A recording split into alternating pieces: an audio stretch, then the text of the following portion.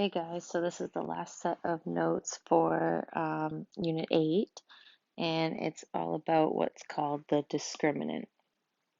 So the discriminant comes from the quadratic formula, which we just did in the last set of notes, except it's actually the part under the square root. So the discriminant is just that b squared minus 4 times a times c.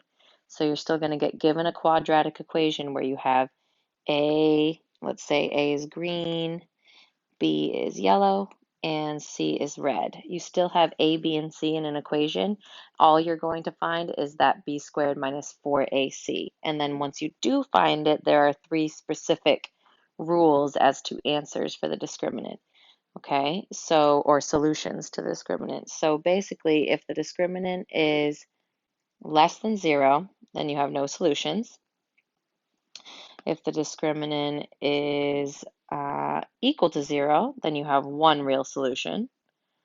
Okay, and if the discriminant is, let's do yellow.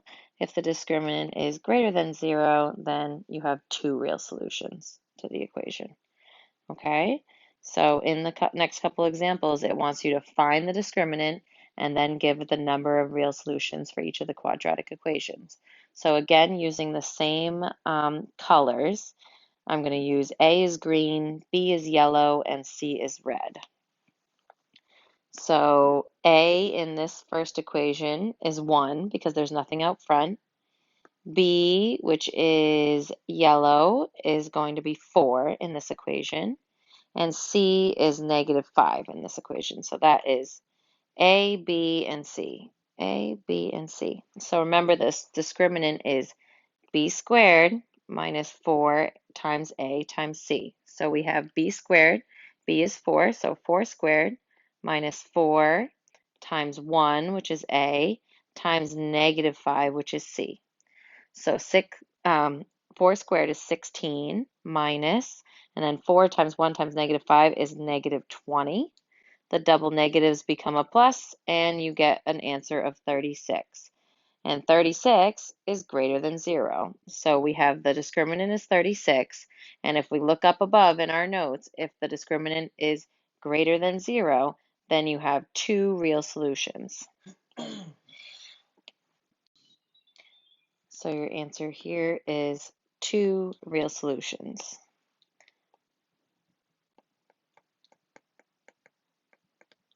Okay, in the next one, you're going to find the discriminant again. Remember, it's b squared minus 4 times a times c. And I'm going to use my colors to highlight what we have. So the a is what is in front of the x squared, so that's 5.